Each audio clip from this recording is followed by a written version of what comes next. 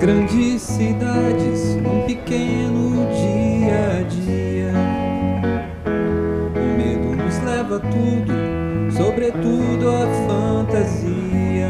Então erguemos muros que nos dão a garantia de que morreremos cheios de uma vida tão vazia. Erguemos muros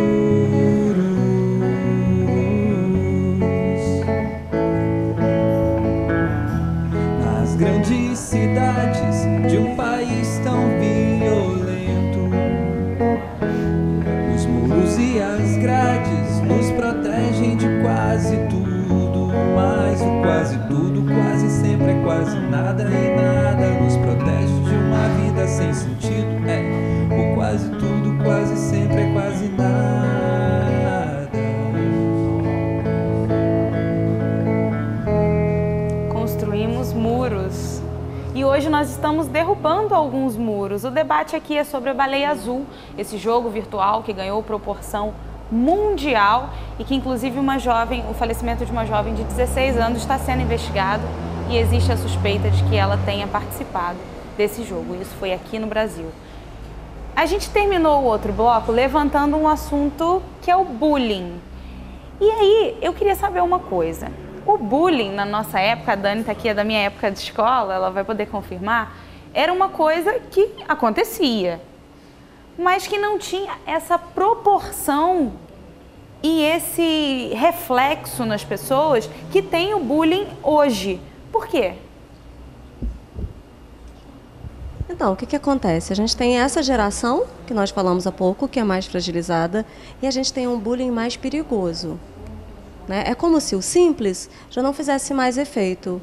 Então, as práticas vão ficando cada vez mais vexatórias e elaboradas.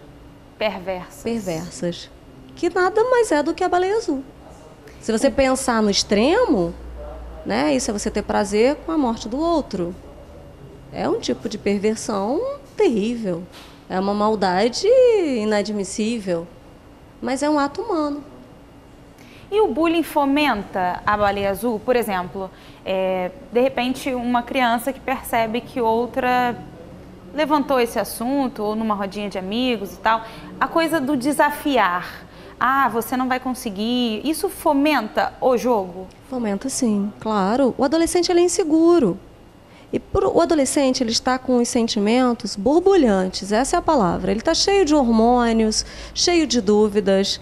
O adolescente ele não se consolidou enquanto pessoa adulta. E, como eu disse no primeiro bloco, eu acho, ele está em busca dessa identificação. Essa identificação vem pelo outro. E muitas vezes ele precisa se autoafirmar. E às vezes de forma negativa.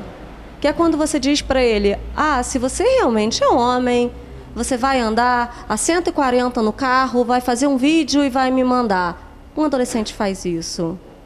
O adolescente, ele tem o que a gente brinca e fala que é complexo de Deus.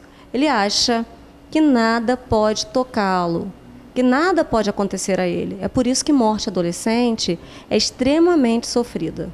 E o adolescente, muitas vezes, só vai ter ideia do que seja o conceito de morte quando ele perde alguém próximo.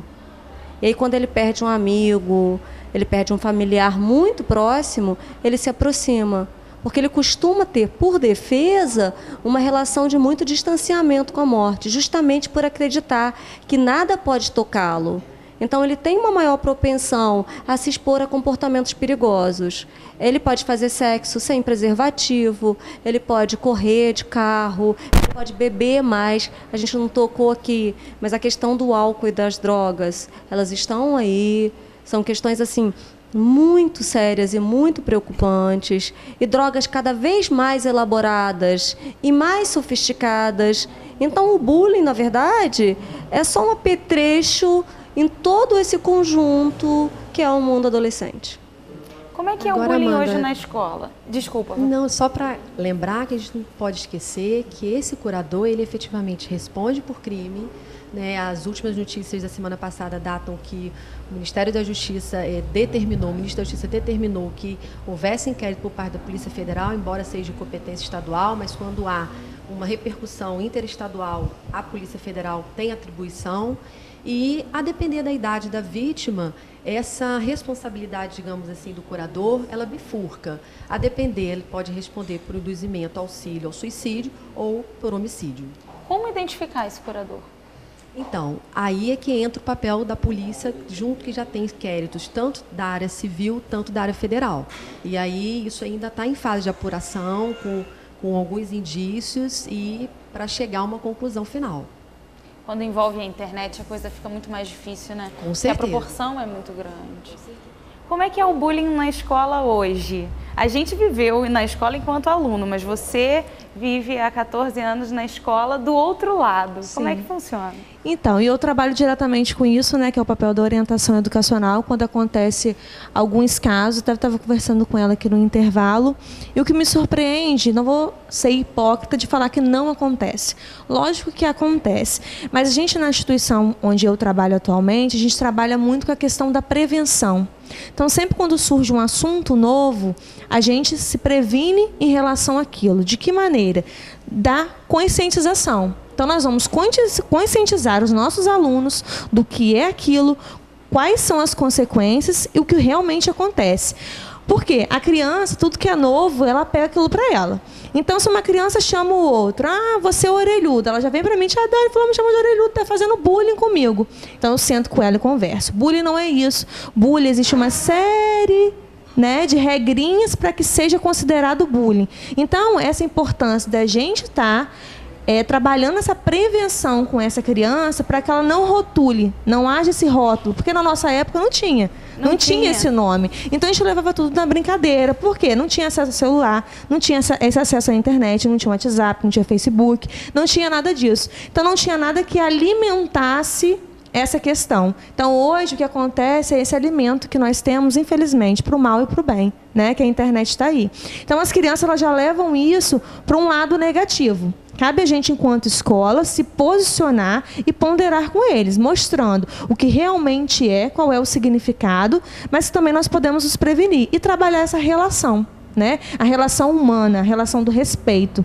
Não só no meu papel de orientação educacional, mas a gente orienta os professores em sala de aula, nas aulas de religião, que nós trabalhamos muito, na aula de educação física do esporte, que às vezes é a fuga da criança, por não ter o seu professor de referência ali do dia a dia, uma aula uma vez por semana, ele pode pensar em arquitetar alguma coisa para estar fazendo naquela aula, uma criança que já tem esse pré-requisito, né, para estar fazendo alguma coisa. Então, o nosso olhar, enquanto coordenação, enquanto orientação, tem que ser no todo. Na criança, no professor, mas sempre pensando na prevenção para que não aconteça uma coisa mais séria, como até hoje, graças a Deus, não aconteceu.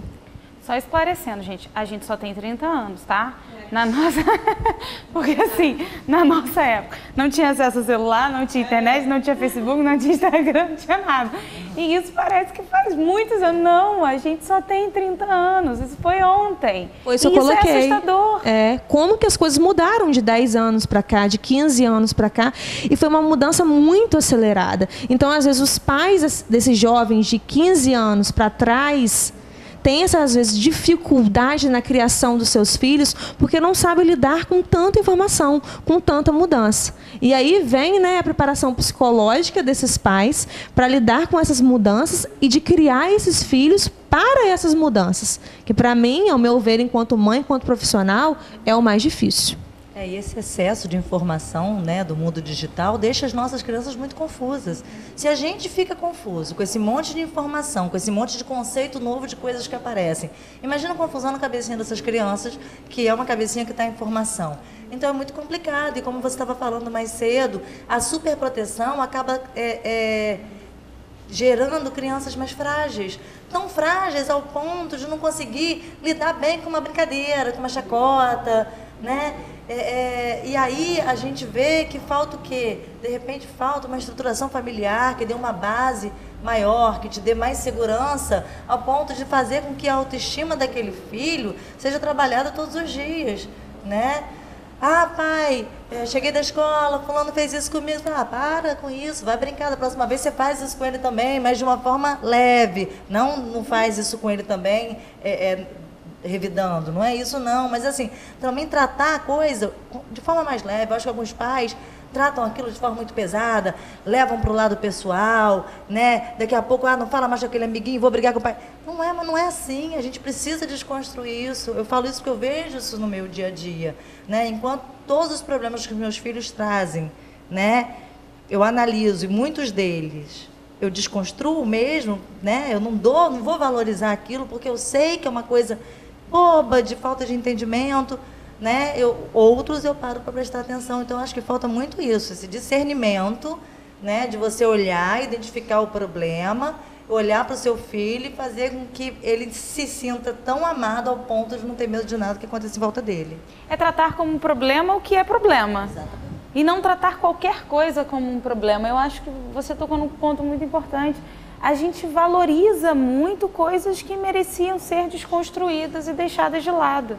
Por que a gente está fazendo isso? Às vezes, até numa brincadeira com nossos filhos, a gente precisa deixar ele perder realmente, né? Até para ele aprender que existe o ganho e existe a perda, né? Ele pode ser vencedor, mas ele também precisa aceitar que ele é um perdedor.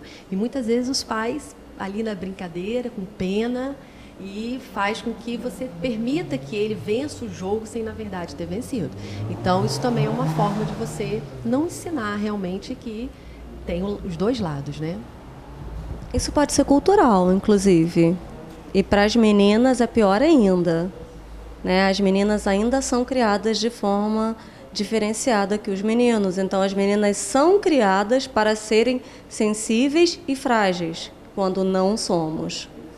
Então, nós temos que pensar muito também de que forma nós estamos criando os nossos filhos, para que não aconteça esse tipo de coisa.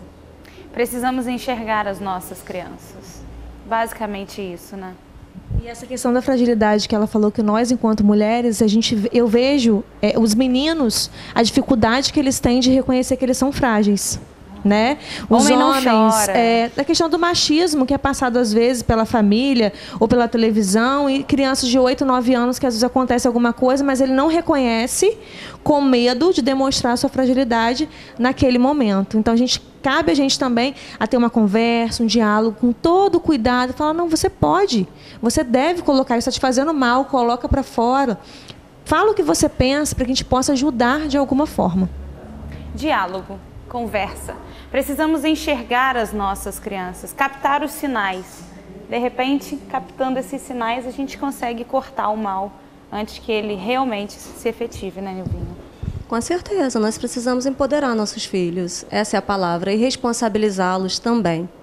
Né? Eles podem fazer qualquer coisa, desde que eles consigam arcar com as consequências dessa coisa. E aceitação, essa é a palavra. Quero agradecer. Saber que na medida que eles escolhem, eles também terão as consequências, né? Demonstrar isso de forma muito clara, né?